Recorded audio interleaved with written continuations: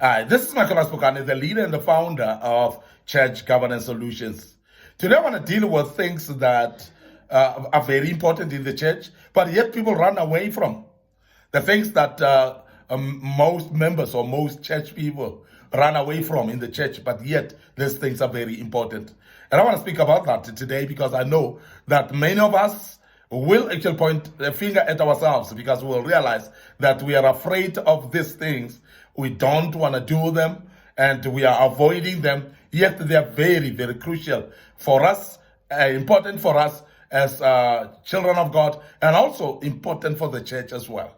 I want to emphasize that. The first thing that is really a pain for Christians is prayer meetings.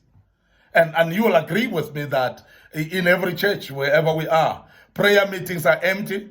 Yet I've said earlier in the previous lesson that you'll find people flocking to concerts and festivals, but yet they don't come to prayer meetings.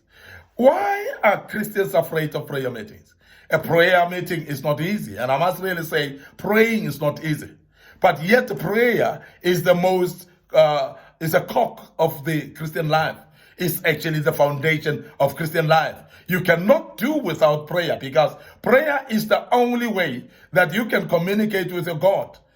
Prayer is the only way that you can fellowship with the God that you say you serve. This is very important. Now, you cannot say you love God and yet don't communicate to Him. And I'm sure you'll agree with me as saints that it is very important that when you have got a loved one, you communicate with them. And to keep love going in a relationship is through communication. So therefore, you cannot claim to love God, yet you don't communicate with Him. And that is why prayer becomes, therefore, the most important thing in the church that we need to pay attention to. But yet, I want to emphasize that many Christians don't pitch up to prayers. And you will organize a prayer meeting during the week in a church, they will not come.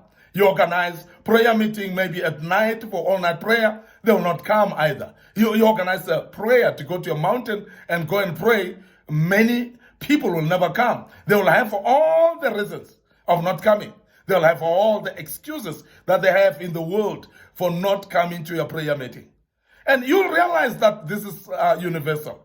Wherever you are in every country, and I'm sure you will agree with me that prayer meetings are the most hated the meetings in the church, particularly the church of today. And I want to emphasize that this, of course, is a very important meeting that every church member should actually make sure that they come and attend. Every church member should make sure that they're part of prayer meetings, particularly if they want to see the vision being fulfilled and the progress in their lives as well. That is very important that they come to pray, because prayer is life. Prayer is a communication between man and God. Prayer is actually the fiber of Christianity. Prayer is the foundation of a Christian life. So therefore, we cannot avoid coming to prayer meetings and yet expect us ourselves to be successful. I want to emphasize that it's going to be difficult for you to see your life successful as a child of God without prayer, without reviving your prayer altar. That's very key that we emphasize that. Another thing that people hate a lot is what we call worship time. And I'm sure you'll realize that when it comes to worship, even in church, people are actually bored.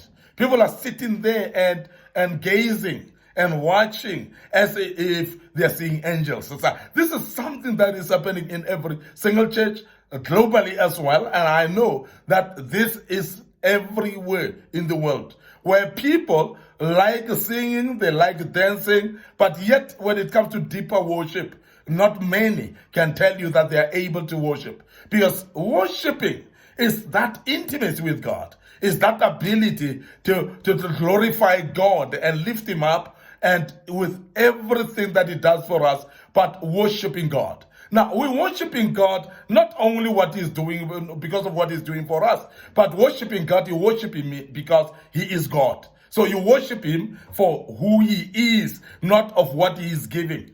There are many people that are finding it difficult to worship because they would say, no, my life is not going well and God has not done anything to me, or I haven't received anything from God. I am praying, God has not answered my prayers. Come on, remember that we don't worship God because He has answered our prayers. We don't worship God because He has done anything for us. We know that God does a lot. The fact that we are still alive, the fact that we have got this gift of life is an opportunity to worship God. Remember, as a human being, you were made to worship God. The primary reason why a human being has been made is to worship God. And God wanted somebody who would worship Him. Now, as human beings on earth, we cannot run away from worship. But I want to emphasize that the devil, because he knows the power of worship, he will forever make you give excuse about worship. He will forever make you feel like you don't have strength to worship. He will forever make you feel condemned and that you don't worship. So because he knows that when you worship, you become intimate with God and your life gets better and better. You become a better person in your life. And I want to emphasize this and say, please make sure that you don't run away from worship. You become part of worship, because worship is very, very important. We have seen also the other thing that many Christians run away from is offering time. Offering time. And it is amazing that we're having people that claim to be blessed by God, but yet they are stingy to give to their God.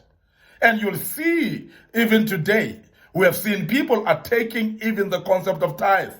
And the reason is because why people attack the concept of tithe is people don't want to give. They're literally just stingy. And most of the people will tell you, no, I will give offering. I will give a free will offering, not tithes, because tithes is not scriptural. According to them, they would say, no, it's an Old Testament concept. And some are saying tithes is the part of the law. So Jesus abolished the law. No, it's just that you don't want to give. It's just that you are stingy with money, and therefore you are actually squeezed when it comes to the issue of giving money. Now, tithe becomes, therefore, a non-entity for you. It becomes something that you are a non-starter to, because if you claim to be giving offering, you want to claim to be giving this loose sense that you're giving, and forget that you need to be give a hard cash money, a money that will be contributing to the vision and making sure that the vision becomes successful. There are many people that will claim to be giving, but yet they can't give generously. Now, I want to emphasize it that people run away from the time of giving. And you'll realize that many people actually get crossed when a time of giving arrives, because they don't find it pleasant to do. But I want to emphasize to you as a child of God that giving is planting a seed. So therefore, please, if you want to be successful, start giving, because God doesn't eat the hands of the people. God doesn't actually eat from the sweat of a person without rewarding them. So therefore, if you give, and it's a seed that will generate harvest. And majority of the people that are givers can testify to exactly what I'm saying, that their success in life is mainly because of their giving. But we see in our churches that giving time or an offering time becomes an inconvenience for many of the saints, many of the children of God, and majority of them don't want to be part of giving at all. It is actually a difficult thing for people to do. The other thing that we've seen people running away from is fundraising for the building. We have seen in many churches, immediately you announce building project, people run away. They would actually even leave that church and go and hang on around somewhere in a church that is already built.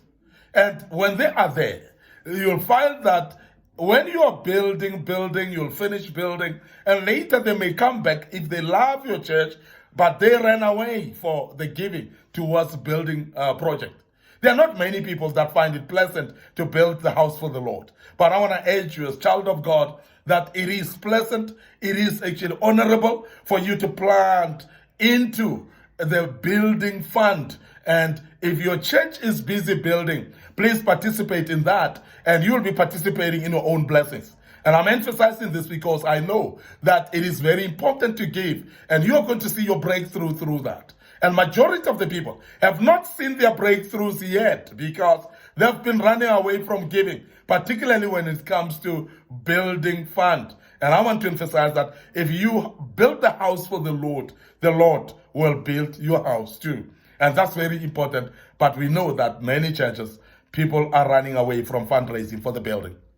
The other concept that I've just touched earlier is that people are really running away from tithing. As I said, controversies of people now raising a concept of tithe being a law, yet it's because people don't want to tithe. And you find that the very same people that are debating the issue of tithe, they've never tithed in their lives before. And they're finding it difficult. And it's actually amazing that people buy into those concepts of saying, no, tithe is not important. I want to emphasize that even though you feel that tithe is a law, but if tithe is actually contributing towards the function of the church or contributing towards the success of the church, why not give it anyway?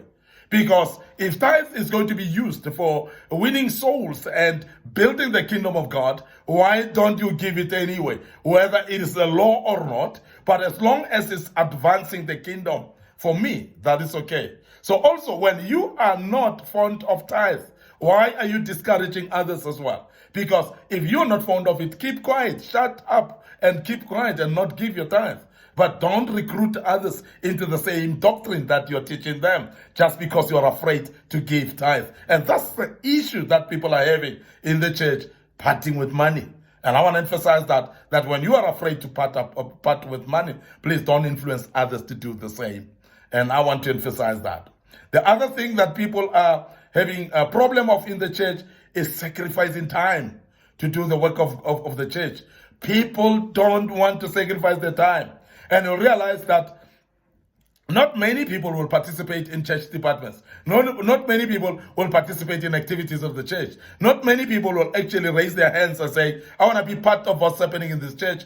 And therefore, because of that, you'll realize that people are having a problem actually with putting time aside. And people are forever busy with their own things, their own commitments. But yet when it comes to the work of the church or the work of God, people will give excuses. We have seen this happening, and we know that people are afraid. People run away or shun away as well from being part of the work of the church. It is so common that churches that are busy with building projects, they get empty.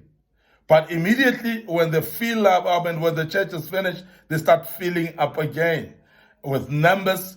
And when the building is complete, many people want to be claiming it and say, I'm part of that church, that's my church, and so on. But you'll realize that when they're supposed to contribute their monies, they'll not contribute. I want to emphasize this, and I want to emphasize also that please don't recruit others when you're not comfortable with something. You're not comfortable with giving, don't recruit others. You're not comfortable with tithe, don't recruit others. You're not comfortable with contributing towards building, please don't recruit others to your deviancy. So this is very important, and I want to end up here today. Your host, Mike Connor Spokane. Thank you very much for listening to us and be part of this great topic. I hope that has taught you quite a bit, and you will be able to join us as we deal with another topic tomorrow. Please subscribe to our YouTube channel.